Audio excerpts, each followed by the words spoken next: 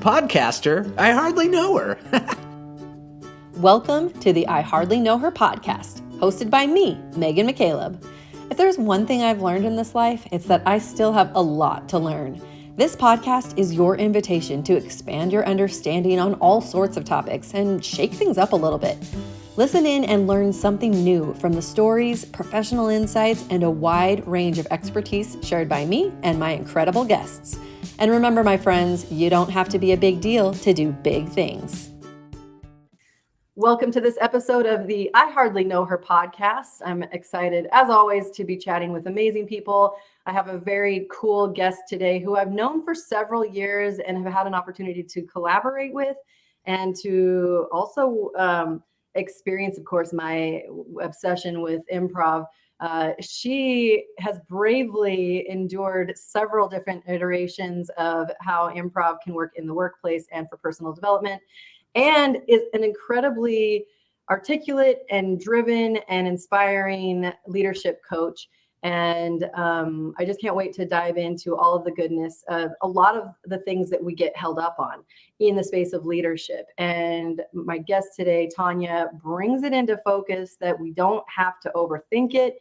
We can just start from where we are today and lead from that point in time. So we'll jump right into it here. Also with me today is my wonderful and very helpful organized producer, Jeanette. And so we'll dive right in. Tonya, welcome to the I Hardly Know Her podcast. Thank you so much for being here. Well, thanks for having me. Hello, ladies. I'm so glad to be here. Look at your smiles. I love it. That is good. I'm so excited. I can hardly contain it. Well, Tonya, I have been so I don't want to sound like a creeper, but entranced with your energy and the way that you express yourself. And I love the way that you teach leadership because you're so real about it. It is an ongoing journey. It is something that we have to face the hard stuff in order to make progress. And so I think I kind of want to start when did you first realize how passionate you were about bringing actionable leadership tools into your own life so that you could help other people? When did you even have these aha moments of initial passion around leadership? Oh my gosh. That is a great question. All the way in. All the way. Wow, you're just going deep right off the bat. That's a really good question. When I first recognized that leadership was a thing for me, or leading from where you are was a space that I wanted to step into, I was in my mid-20s. And it's evolved over time, of course, because we all evolve. And I really think that, wow, I'm really trying to articulate this because you gave me such a great intro and said I was so articulate, and now I'm lost for words. Thank you. That's all right. We all take our pauses. It's hard to have to swallow flattery and then try to speak after try to that. Be humble. So, you know what?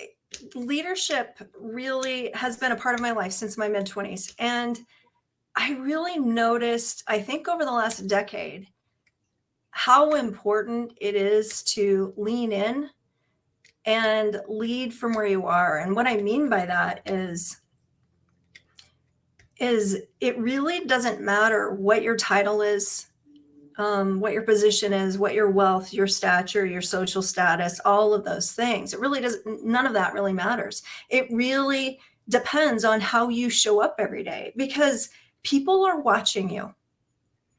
And in every area of your life, people are watching you. And in order to build trust, collaboration, and culture around you, you have to step into that space, leading from where you are. And that I really, really love everything that there is about leading from where you are. There's so much to talk about.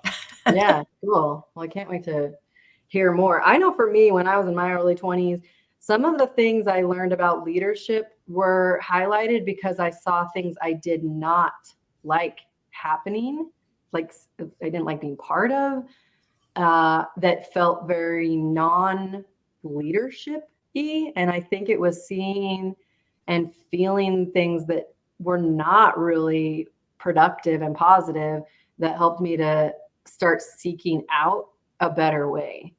I don't know if that is that anything that is true for you. I mean, what kind of experiences do you have that almost were like the alternate reality of what people use the word leadership for that is not, in fact, a leadership vibe that leads people? A story comes to mind. Several years ago, a friend of mine had been promoted to a new position.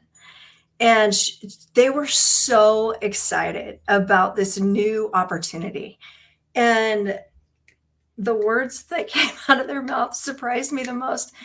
I'm so excited, they said, to be in this new position.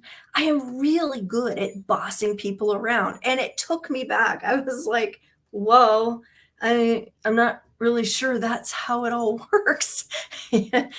Just bossing people around. That's not it. That's really not it. But for some, that's been the space. And I definitely witnessed some of that in my years as well. I think we all have. I wonder what it is about like a leadership role that makes people think about more of the literal management elements, the bossing people around. Like, I don't know. Maybe it's too much to unpack in this space because I don't really understand it. But it's so peculiar that people really think that's what leadership means. And I've talked to a lot of people over the years, and it has as many meanings as even possible. Everyone has a different vision of what leadership is or being a leader is. And there's really no right answer, but there are definitely a few wrong answers, right?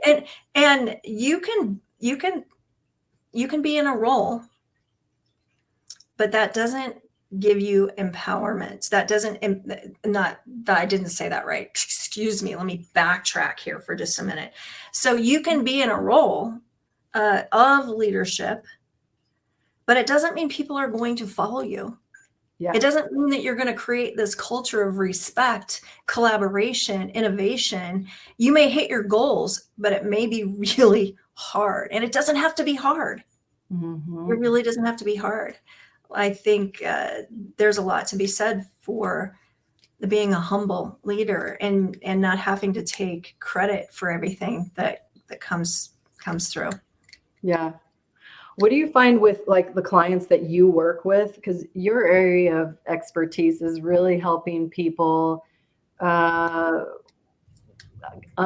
out of their shell, really, like recognizing that they have leadership skills. First of all, sometimes they don't even know they have leadership skills, right? And it almost seems like some of the best leaders are hiding under a shell of things that we've projected on ourselves or have been projected on us. What are some of those things that you notice in like really remarkable leaders before they realize they're remarkable leaders? Well, really great leaders never set out to be leaders. They set out to make a difference. And that's the starting point is when you're able to gather the troops, if you will, and lead by example. And people want to feel seen, heard, and valued. And as a leader, if you can provide that to your team and it doesn't even have to do with just your workplace. What about the book club or the paddleboarding club or any of those things? Maybe it's a team sport that you're kind of running, but you're able as a leader to gather people together and work toward a common goal. And when people feel seen, heard, and valued, that makes all the difference in the world. So a lot of times, going back to the original question about some people don't even really know they're leaders because the world has placed this definition of leadership that everyone has just adopted. And I think it's time for a disruption to change that vision. Yeah. Ooh, I agree. How do people do it? Like, especially if they like don't necessarily consider things as like I'm trying to become a leader, and yet we need more of those people with the natural tendencies. Like, how do we inspire them to recognize how much better off our communities are, our individual households, our workplaces, how everything is impacted when more people rise to the challenge of expanding their leadership capacity? How do we do it? That's a great question. There's a study out that says there are over 14 million people that are retiring soon, like the baby boomer, that whole generation. And so if you really think about that and the capacity that's leaving the workforce, that's moving on to their next phase, there's so much opportunity out there. And I think my mission and my purpose really is to spread the word that you can lead yourself. And that's where it starts, is keeping those promises to yourself, setting goals, self-development, surrounding yourself with people that stretch you and make you better. And sometimes that's a really uncomfortable place, but it's okay to be uncomfortable, because the opposite is the comfort zone, which there's zero growth and zero leadership inside. Growth is hard, though. It's so hard. Too much work, so hard. Oh, so something popped to my mind as you were talking about the demographics shifting as so many people are retiring. Like, what is the difference, or what are you noticing in some of the generational differences? Like, are people thinking differently about what leadership is from one generation to the next? Are there different styles that are naturally occurring? Is the vibe different? I don't like talk to me about some of the like. That is a loaded question. In 20 seconds or less, please give me 90 seconds. Okay, go. The diabolical challenges with this. So you know what is friction. I'm sorry, I just started to walk over the top of you. I was being not a goofball, saying goofy, unhinged things like I like to do sometimes. I was not practicing good leadership there. I apologize. You know what I noticed is obviously there's generational differences, right? And you have the younger generation just coming into the workforce, and they think so differently. We have empowered them, and they've really learned how to take put their thoughts out there and go for them, right? They have influences that we didn't have when we were young. And so the aging population that's aging out tends to have more of a top-down leadership style. And that worked for a while. And I think COVID is the thing that really kind of pushed everybody over the edge and said, because now we have an entire workforce that's been forced to understand the things that are, to look at the things that are important to them, right? And it's more about work-life balance. It's more about living with purpose. It's more about following your passions. And so, old school is you have a job and you have a life. That's not the way this current population wants to live. They want it to be blended, not even balanced. It's more of a blend, because when you go to work, you don't leave your life on hold. You bring the whole person. And so as a hiring manager, you're hiring a whole person. Understand who you're hiring. That's what changes. I think that's interesting that you mentioned earlier in that thought that there was like this certain way that the protocols, the normal business protocols, and that it quote unquote worked for the time or whatever. And I always wonder, like, at least from my stint of corporate America, which was roughly 15 years in a couple of different industries, I didn't feel like it really worked. I felt like it was painful. I feel like it's almost like they don't necessarily want to admit that there could be a better way. And yet a lot of the business books I listened to, including a really great one that I just re-listened to this last week, called Buy Back Your Time by Dan Martell. Highly recommend that book. He gave some very specific examples about different types of leaders, especially in the like entrepreneur space, where we look at the people, like the wealthiest business owners that are on yachts and they're living it up or whatever. They're not doing it that way. They're working much fewer hours, but much more efficiently. And they've got these teams that they're so strategic about. And so I think it's almost like the younger generation, which I feel like I'm like a geriatric millennial or whatever I get categorized as. But it's almost like we missed that window of like, they're figuring it out sooner, that there is a way to make an impact without breaking your soul in a machine, or like my almost 16-year-old calls it, the matrix. He's like, I don't want to get out of school and be plugged in and just live my life in the matrix. And I almost feel like some of my old bosses, which I call bosses very specifically, they were not people I saw as leaders. Bosses I had in corporate would get so mad if anyone tried to do something different. And that stifling really was a disadvantage for business growth. It seemed Exactly. Not empowering in any way. Yeah.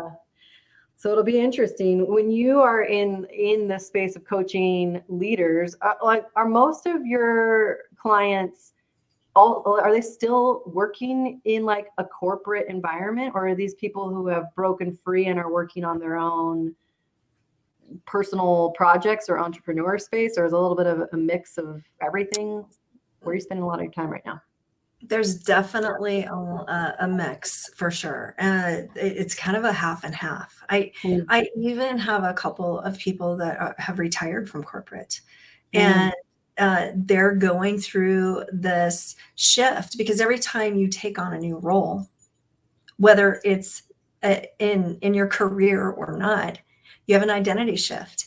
And helping people shift through those things is my sweet spot, right? Whether you're corporate, going through a life change, or just deciding that I think there's more to life than this. It's interesting that you said you were talking about, I'm not sure that leadership worked before. And that's interesting. I've had a lot of those same thoughts and never articulated them quite as well as you just did. Right? I'm not sure it was working. And even if it wasn't working, it was somehow acceptable. Yeah. Now we've discovered that it's just not okay, right? The way we used to do things, it isn't the way we need to do things going forward. And not need to, but want to. Yes. Shouldn't we be living fully with more passion and purpose? Shouldn't that be the thing, the goal for everyone? I think so. Well, and it's like, no disrespect. Honestly, I think that many people were doing what they really did think was the best strategy. And they thought, okay, if we build this certain structure and we have all of these really defined rules and expectations, and we put everything into this package, that, I think they were doing the best that they knew how up to that point.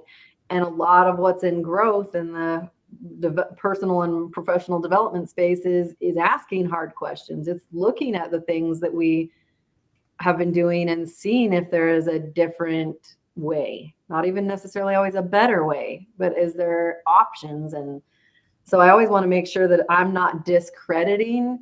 And I feel like that's maybe where there's some extra hard feelings, I guess, with the generational headbutting, is that they're feeling almost, I feel like the older generation or the more traditional generation is thinking either getting poo-pooed on and stuff and like almost becoming victimized in some ways. But really, I do think they were doing probably the best they knew how. And if they were not actively investing and looking for other options because they became part of the matrix, as it were, you can only fault them so much. But we definitely can't stay stagnant in the years to come.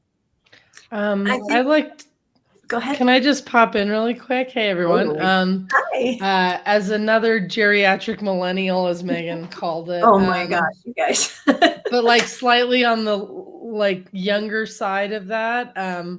I think it is fascinating that there's this hubris in leaders of the older generations that there seem to be torn between I'm leading by example, I'm showing you how to lead, and I'm teaching you to question and to grow and to get better than I am. But once we hit that better, different, new step, it's like there's this hubris of, well, if you're doing it different, that means that I wasn't doing it correctly. No, it just means over time, like we're growing and learning. We're a really intelligent animal and we're evolving really quickly now. So take it as a compliment that you laid the stage for us to get to a better version of what you were doing 20, 30 years ago. Totally. So. Oh, I That's love that. great insight. Thanks for interjecting that. That was Tonya, great. you've worked in corporate space. I mean, when we met, I got to come play a little bit, some improv with one of your teams. And so you've been in leadership and you've been on the receiving end of various types of leadership. Like, what are some, even despite the challenges and stuff, what are some of the things that you've learned from your own experience that really empower you to do such a great job with what you're doing right now? Thanks for that question. The thing that comes to mind for me is one of my biggest aha moments was kind of like what you were saying, Jeanette, when I started seeing the team come to me with ideas. I wasn't the go-to person anymore, because I think for me, and I don't know if it is like this for everyone, but there was a period of time where I thrived on being the go-to person and having the answers and putting all the things together. And I worked myself. I felt like I had to outwork and outsmart because I was in that position, right? Because I was a leader. That was the old school thought in my head. And when we really started developing people, when we really started pouring into them and understanding who they are, what they brought to the table, and really exploring their talents and what they could bring, they started evolving faster and they started coming with ideas. So their innovation and their collaboration without me present started becoming a thing. And like you said, Jeanette, I kind of got like, oh, I don't know, I'm not really needed anymore. Absolutely, I was needed. What I was doing was working. And so I just needed to step into that space and go, oh my gosh, this is so fantastic. Look how much further and faster we can go, because we've allowed this space and held the space for the team to grow and explore their own talent. I relate a lot of this, like having been in corporate space in management positions, and then as a mother, like this exact principle is so true, that you nurture, you teach your kids, eventually they learn how to walk on their own, they learn how to prepare their own ramen noodles, and I don't have to get up and help them anymore. There's those little moments that, and even as a mom, in those little moments, I'm like, oh, I'm not needed. Like, I'm excited, and yet I'm also like, oh. And it's totally emotional, connected thing, but so relevant that if we are really doing a great job as leaders, people are growing and thriving and holding their own and stepping into things they may not have even realized were possible for themselves.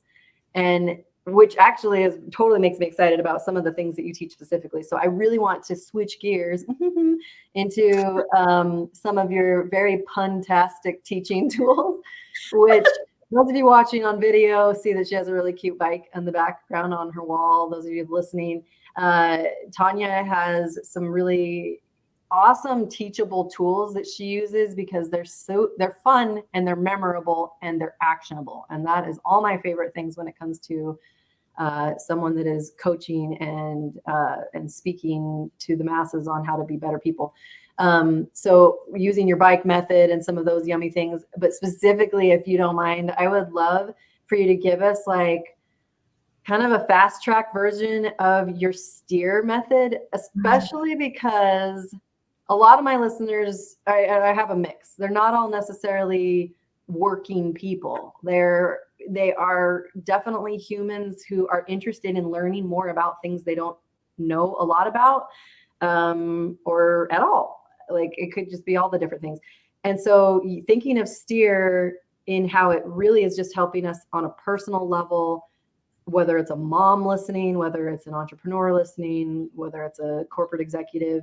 I love how that steer space is applicable for any human being. So talk us through your steer stitch. My steer stitch. Well, thanks for that. Nice. That's a great setup to take us down the path of the bicycle. And we get to have all the fun with all the puns. So the steer method, I love the steer method. It's one of my favorite things. And steer, as in steering a bicycle, steering your way over the speed bumps and around the potholes and through the life of your dreams. And so steer stands for, we're going to spell it out, STEER. The S stands for situations. And you can take situations in your life, like life just happens. Those are things that you can't control. Situations don't have any meaning. They're just the facts only. And you can write this out on your sheet if you're taking notes. Don't be taking notes if you're driving and listening to this, folks.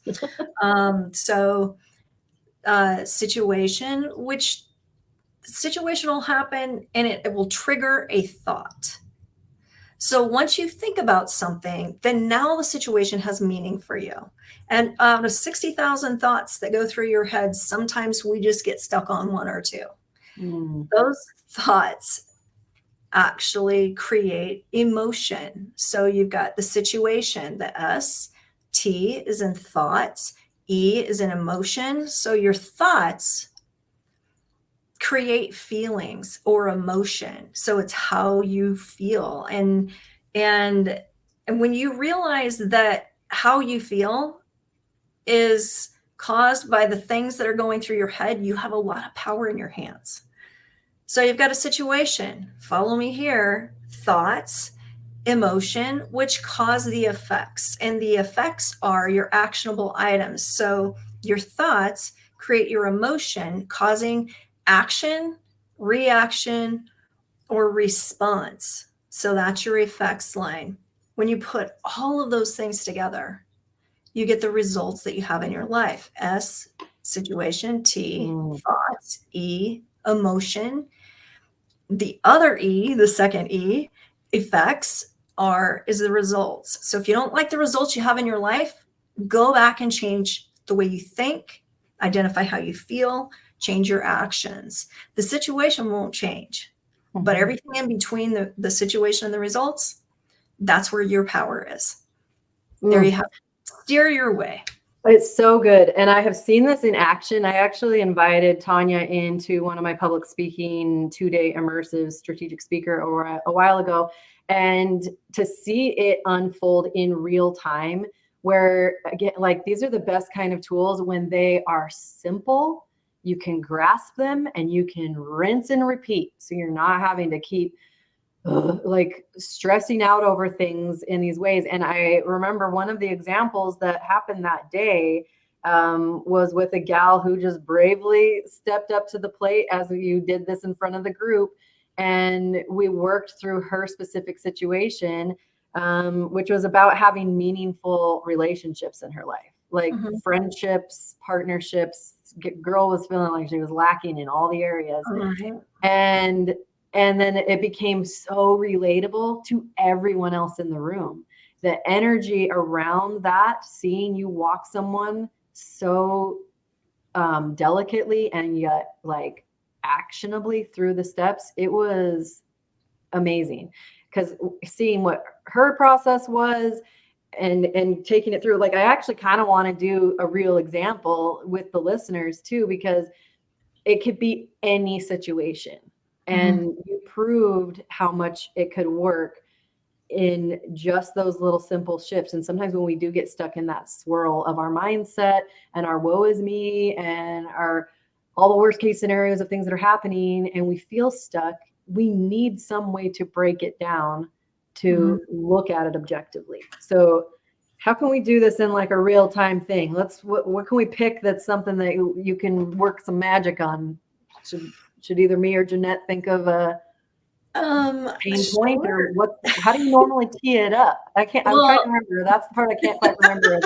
How did we extract that vulnerable thing that the participant said? I can't remember exactly how you teed it up. So boom.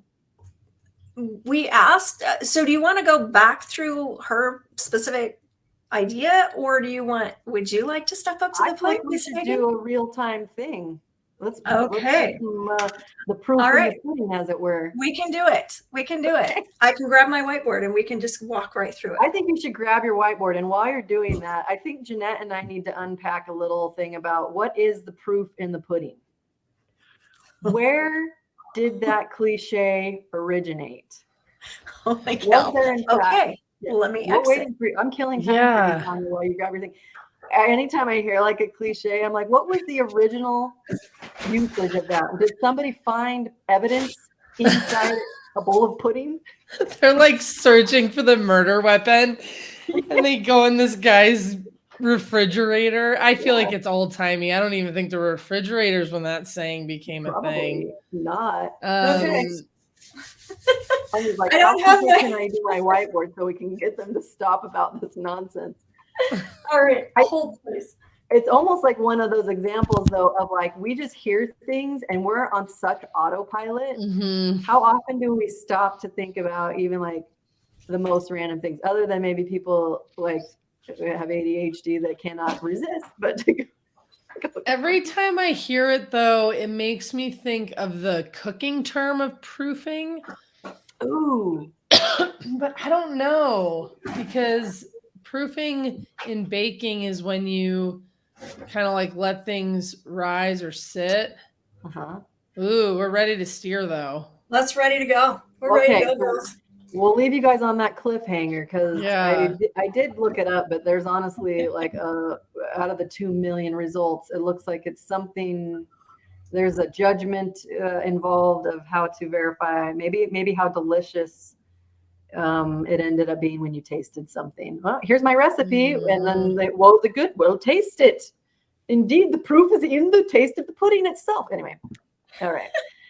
So on that note, all right, let's remedy some situation. I can't wait to see what happens. Do you have a situation? What situation is happening in your life? Okay. I'm going to think. Jeanette, if you think of one first, you fire away. Situation. A circumstance, something you can't control, or maybe you have a result that isn't what you want it to be. Okay. Something's not working out. What is that?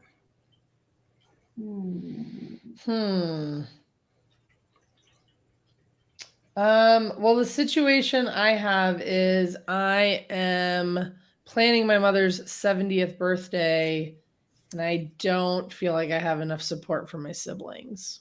Ooh. Okay. Birthday. Can you see this? Yep. Okay.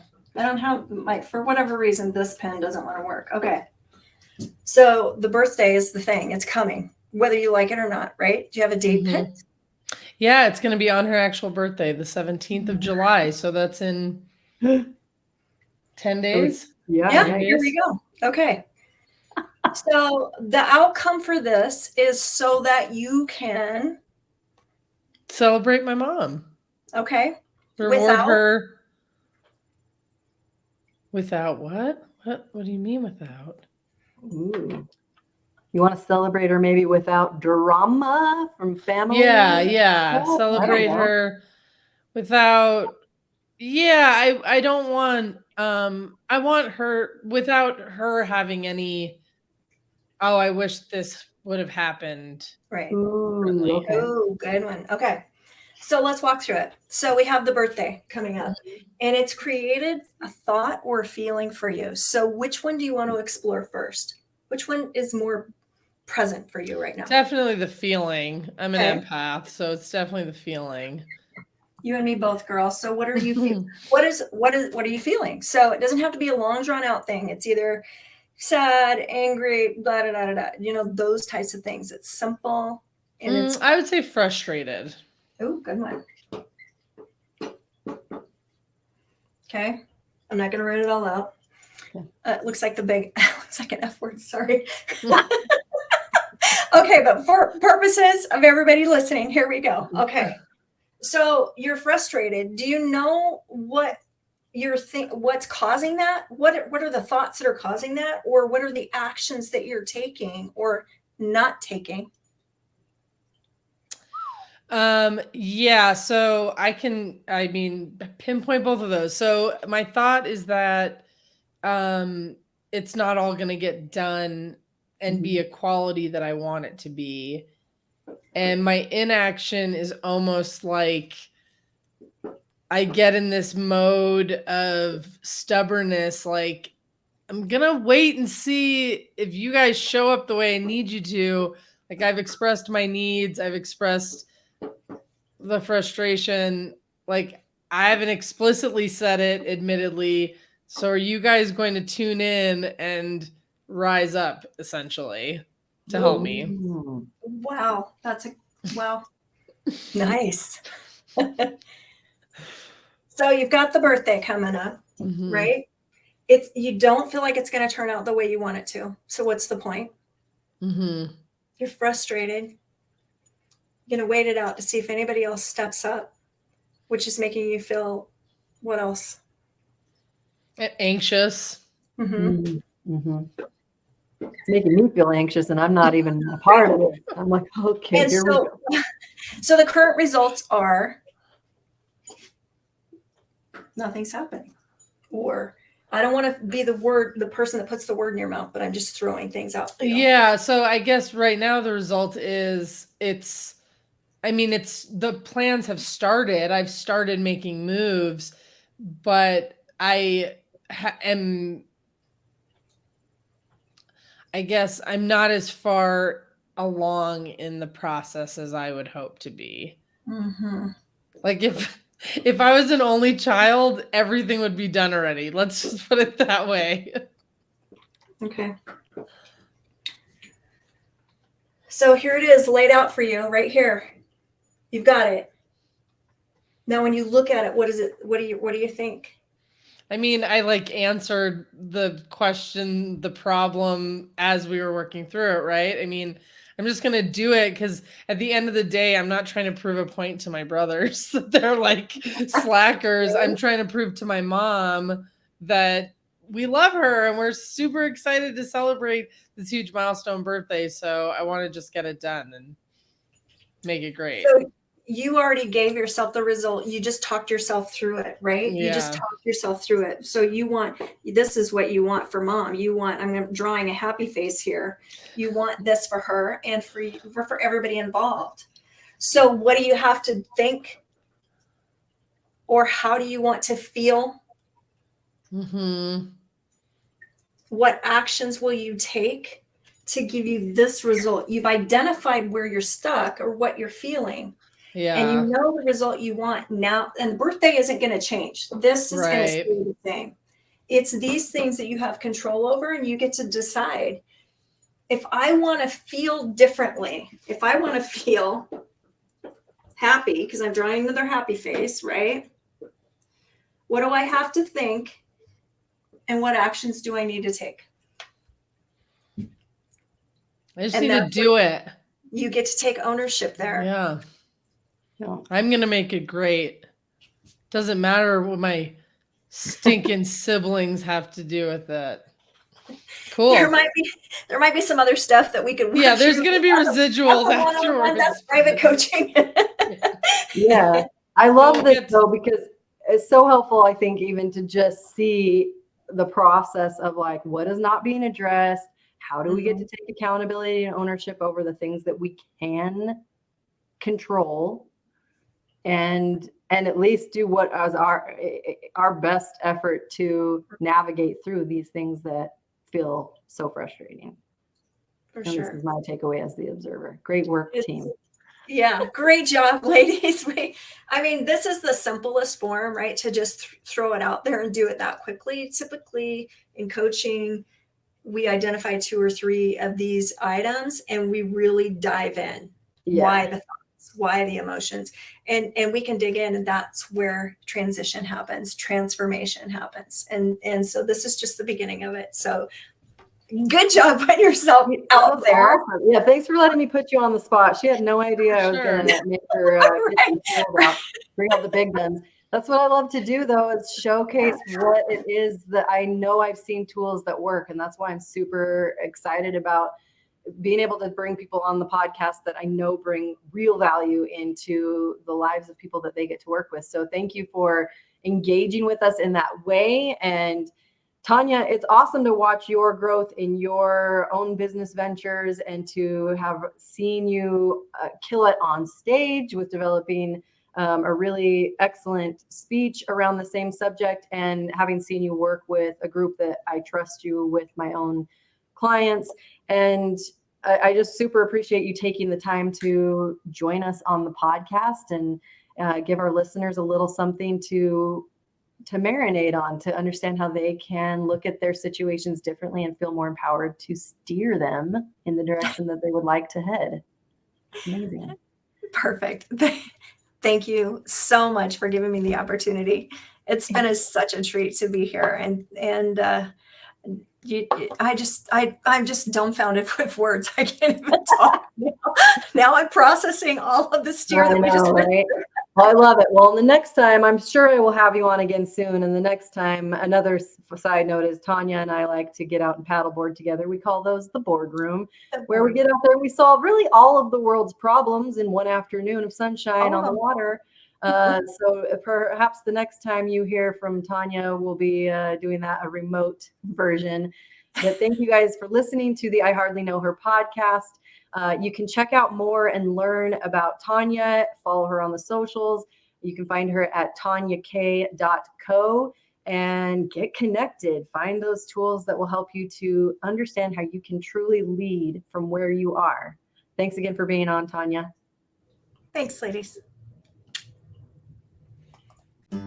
Thanks for tuning in to the I Hardly Know Her podcast. For information about leadership workshops, public speaker training, and all things Kooky Megan, check out improvteamculture.com. We'll catch you next time.